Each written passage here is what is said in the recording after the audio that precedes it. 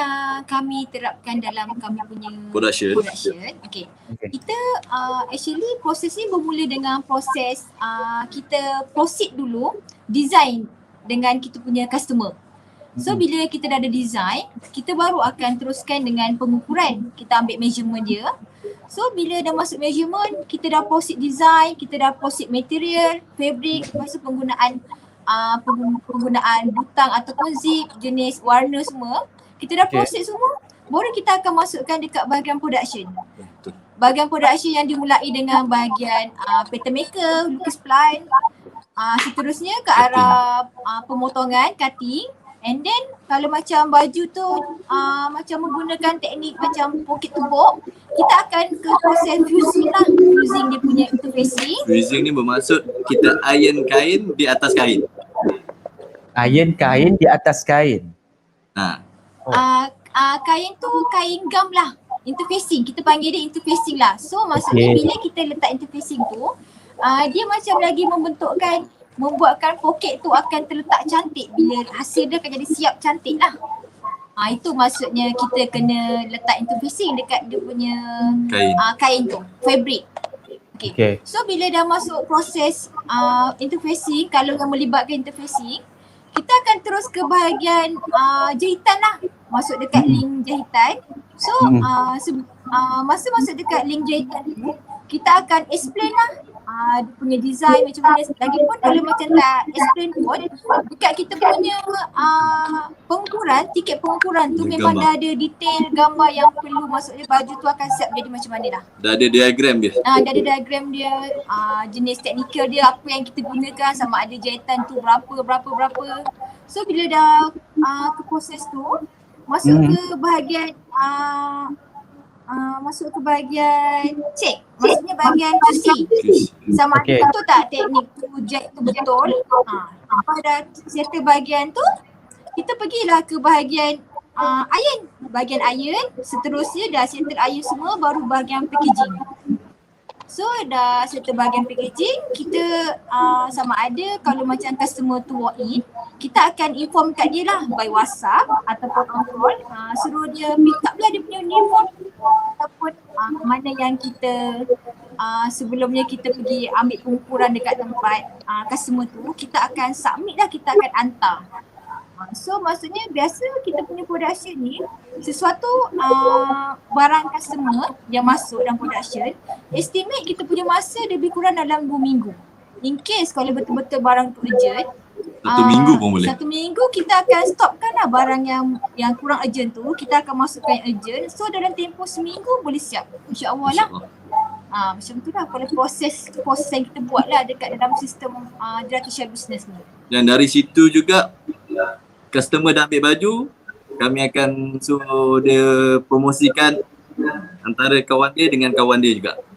Ada situ juga cara mempromosikan company kami melalui customer kami. I see. So ni dari mulut ke mulut lah macam ni, macam tu ya?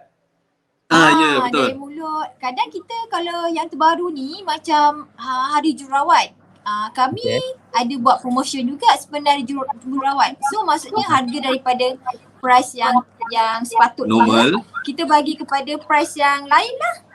Maksudnya yang price yang murah tu yang membuatkan customer kita tertarik lah. Biasa tu kita kadang update je dekat status sama ada page Facebook, Instagram, di status WhatsApp. So dekat situ lah kita punya customer akan datang balik untuk order lah, repeat order.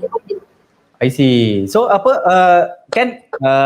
saya boleh katakan ya bro dengan sis adalah expert orang yang membuat pakaian-pakaian corporate, pakaian-pakaian yang beruniform ni. So saya boleh katakan expert sebab kalau saya rasa kalau tak expert tak adalah pula orang repeat order, betul? Alhamdulillah. Nak kata expert tu tak adalah. Tak expert sangat, biasa-biasa je. Alah. Betul. Memang tak adalah expert sangat sebab normal kalau baju tu kan, actually saya tengok kan, kita sebagai tailor lah, tukang jet lah, kita bila hantar baju tak semestinya kita hantar baju tu perfect. Kadang bila ada otter 1-2 tu itu biasa. Sebab tak maksudnya kan, itu biasa, perkara biasa. Tapi tak adalah kita hantar 100 helai otter, itu luar biasa lah jadinya. Saya lah. Okay, saya nak tanya dalam pembikinan baju korporat ni secara ringkas lah, bahagian mana yang paling susah nak buat? Oh, bagaimana? Bahagian Baju mana yang korporat rasa ni macam paling susah. rumit? Okey.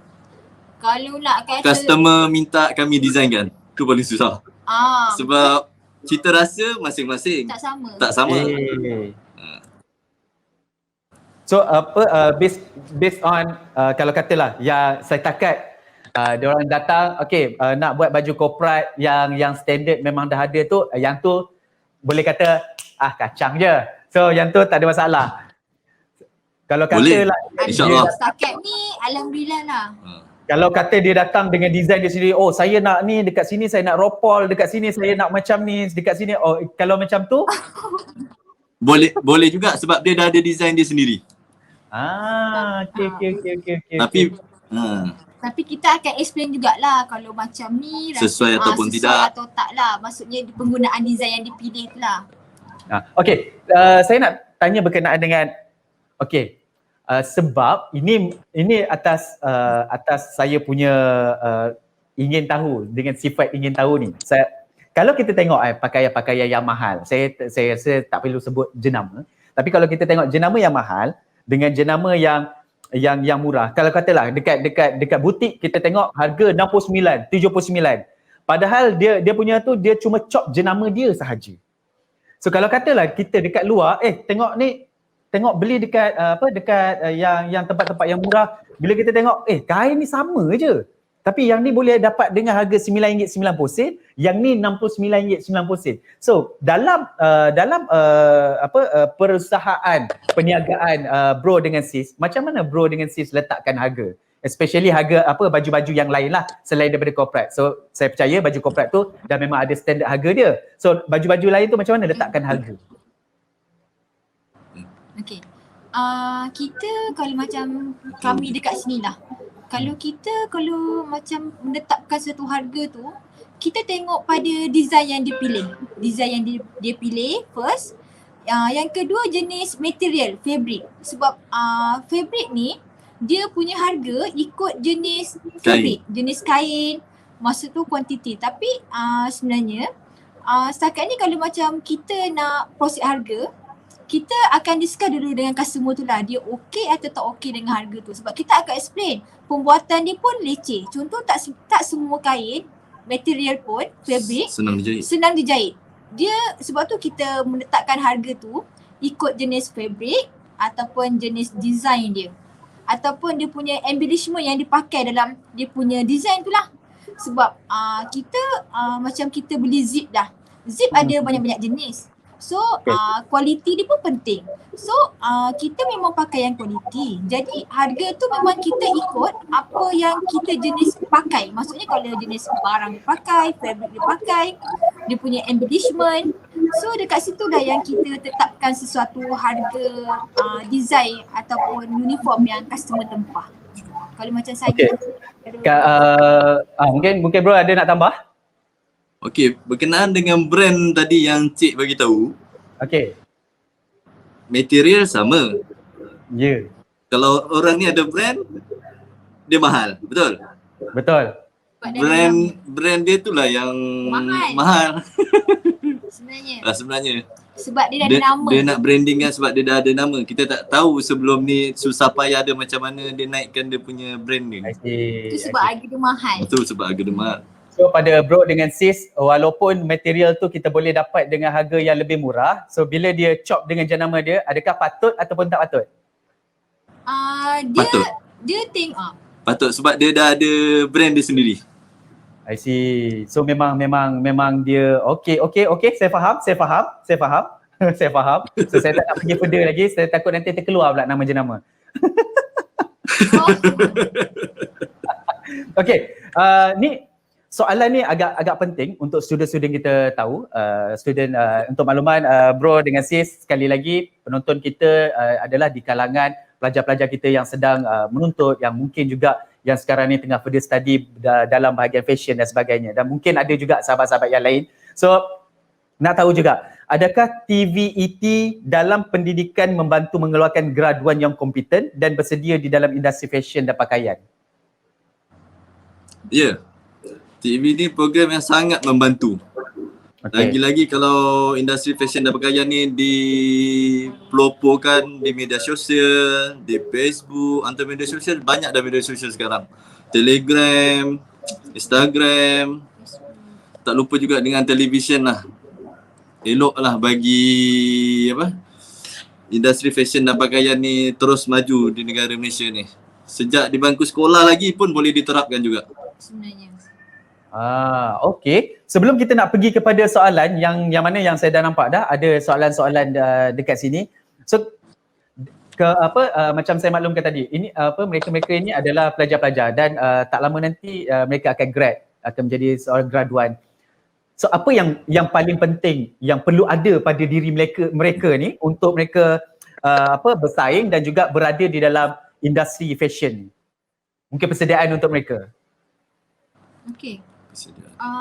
Kalau nak dikatakan persediaan untuk graduan-graduan ataupun golongan muda sebelum masuk ke peringkat ataupun alam pekerjaan, bagi saya, pendapat saya lah, disiplin tu penting. Disiplin terhadap masa, itu paling penting. Kalau macam, yang kedua pula, saya rasa lebih kepada kita jangan terlalu memilih kerja, maksudnya memilih kerja yang kita rasa nak glamour-glamour. Maksudnya kita rasa kerja ni rasa macam sesuai dengan aku kot, macam tu lah. Tapi saya rasa, pendapat saya lah, disiplin, lepas tu jangan memilih kerja, lepas tu kita apa-apa kerja sebenarnya kalau kita perasan, kita memang mula daripada peringkat bawah. So memang mula-mula tu memang kita rasa macam susah. Contohnya lah, kita menjahit lah. Contoh, saya bagi contoh kan. Okay. Contoh menjahit. Memang mula-mula memang kita akan rasa susah sangat. Macam mana nak buat bentuk macam ni, nak jahit macam ni. Tapi bila kita dah biasa buat, hari-hari buat, lama-lama benda tu kita akan rasa mahir. Bila kita mahir, so kita rasa proses tu jadi seronok dah kita buat. So pendapat saya lah, golongan muda patut try sebab bidang fashion ni merupakan satu kemahiran yang tak boleh dibeli. Maksudnya kemahiran ni memang dipupuk daripada diri sendirilah. Maksudnya yang lagi satu pula saya boleh cakap, bila kita ada kemahiran, kita boleh applykan dekat mana-mana pun. Tak semestinya dekat dunia luar, dekat diri kita sendirilah kita boleh applykan. Buat contohlah, buat baju ahli keluarga kita, buat orang sekeliling kita. Sebab kemahiran ni dia adalah macam individu punya kreativiti.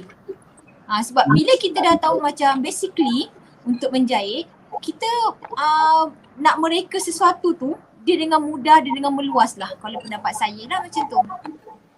I see. Mungkin bro ada nak tambah sikit sebelum kita pergi pada soalan? Tak ada. Boleh terus.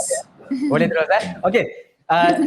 Ringkas. Mungkin pengetahuan bila dah berada di dalam perniagaan ni, so mungkin ada student-student kita lepasan nanti akan menjadi graduan, so persediaan mereka mungkin ini adalah penting pengetahuan untuk mereka. Selain daripada modal sendiri yang kita tahu modal sendiri, ada tak pinjaman-pinjaman yang disediakan untuk mereka yang baru grad untuk mulakan perniagaan dalam bidang fashion dan sebagainya? Ada tak? Berkenaan dengan pinjaman ni, banyak di luar sana ditawarkan oleh graduan-graduan yang dah lepas grad. Contohnya macam Mara lah banyak membantu, tapi kami tak ada pun apply Mara ni. Tapi kami tahu cerita pasal pinjaman Mara, dia akan membantu orang Bumi Putra. Tak silap saya Mara ada banyak juga kelas-kelas industri yang dia buka. Kelas So adalah nak kata, kalau katalah mereka nak membuat perniagaan sendiri, kalau kata tak ada modal dan boleh buat pinjaman tu ada. Alhamdulillah. Cuma kita kena pandai carilah. Maksudnya kita kena pandai cari peluang dekat peluang tu. Sebab di setiap benda tu sebenarnya ada peluang yang kita perlu cari sendiri sebenarnya. I see. Okay. Dapat jawapan tu, alhamdulillah. So kita nak pergi kepada soalan kita yang mana yang dah membanjiri kita punya ruangan komen. Kita nak pergi kepada Amirul Mahmud. Assalamualaikum. Saya cuma nak bertanya, apa future plan untuk 10 tahun akan datang since fashion dan pakaian ni cepat berubah dan kompetitif? Terima kasih.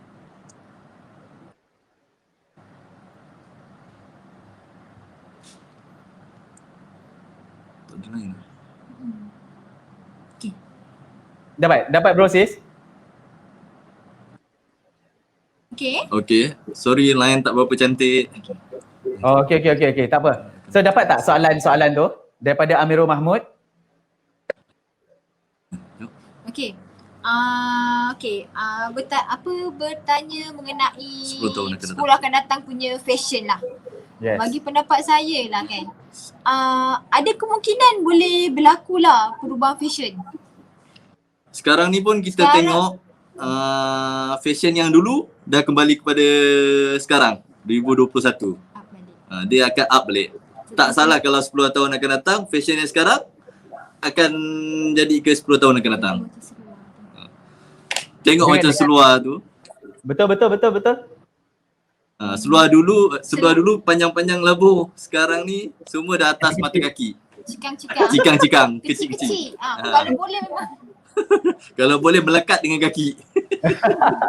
So business bro dengan sis sendiri, Dratisha sendiri, apa future planning untuk tahun untuk 10 tahun akan datang disebabkan fenomena perubahan fashion ni. So Dratisha sendiri macam mana?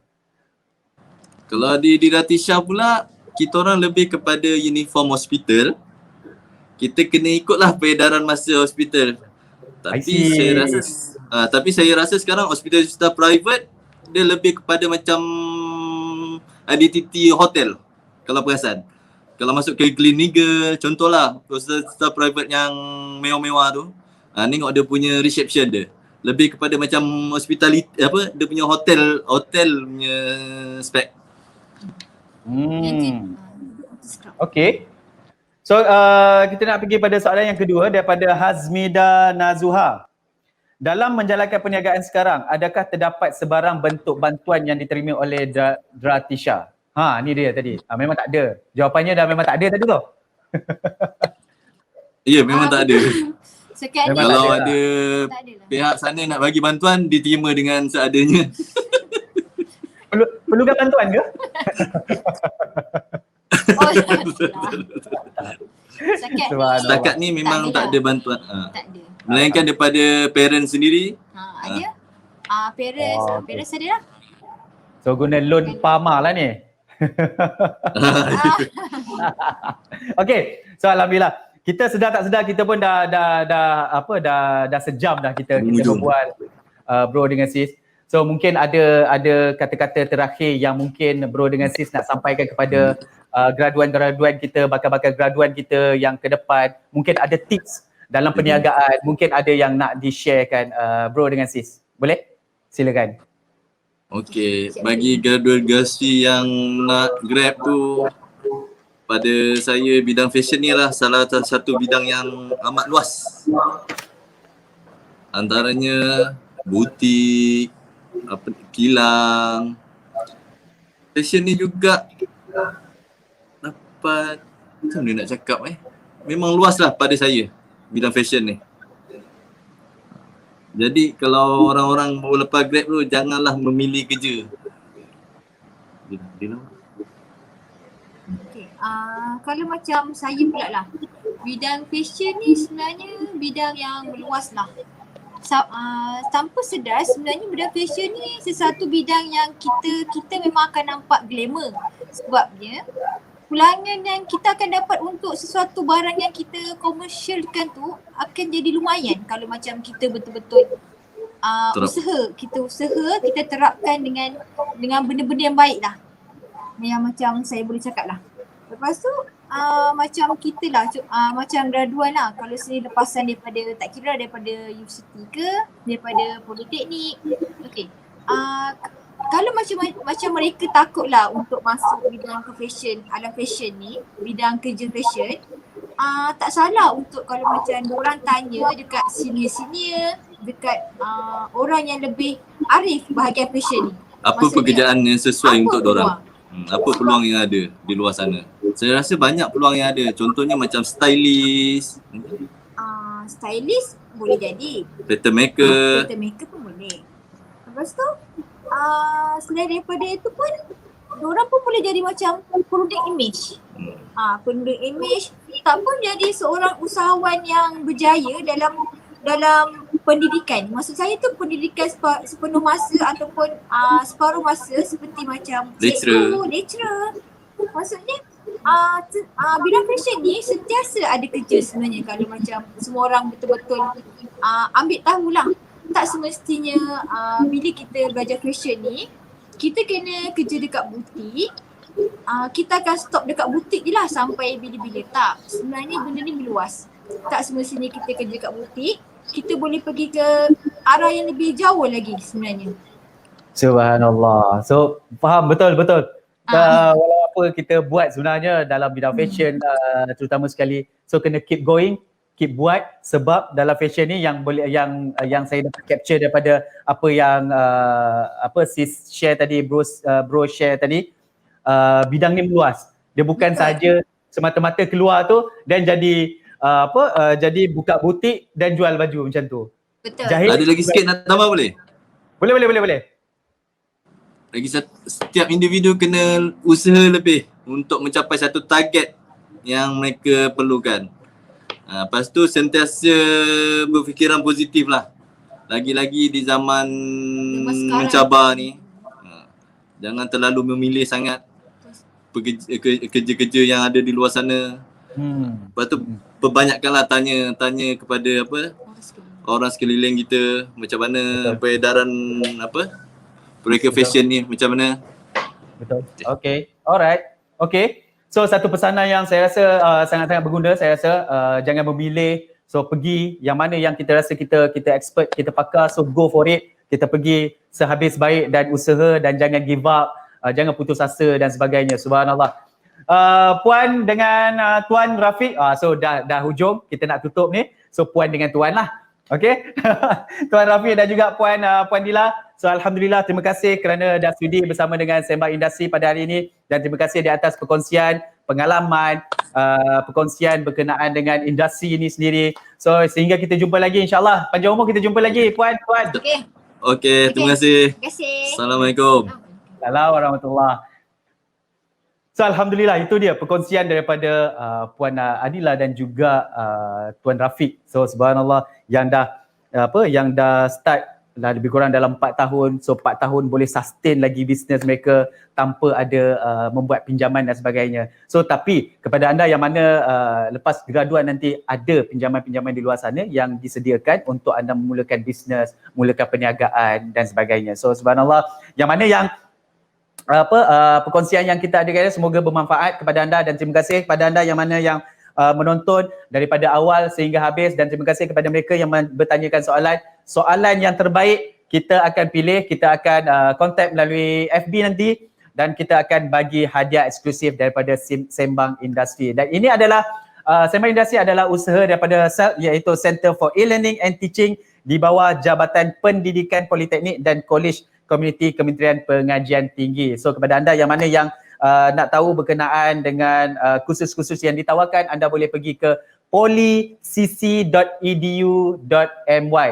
polycc, polycc.edu.my. Dan kepada anda yang mana yang nak tahu berkenaan dengan program-program e-learning macam mana yang kita laksanakan sekarang ni, anda boleh ke celt.edu.my. celt.edu.my. So alhamdulillah, jangan lupa kita ada petang ni lagi dalam pukul 2 hingga 3 petang, dan kita bersama dengan tetamu yang sangat istimewa, dan sehingga kita jumpa lagi pada pukul 2 sehingga 3 nanti, kan?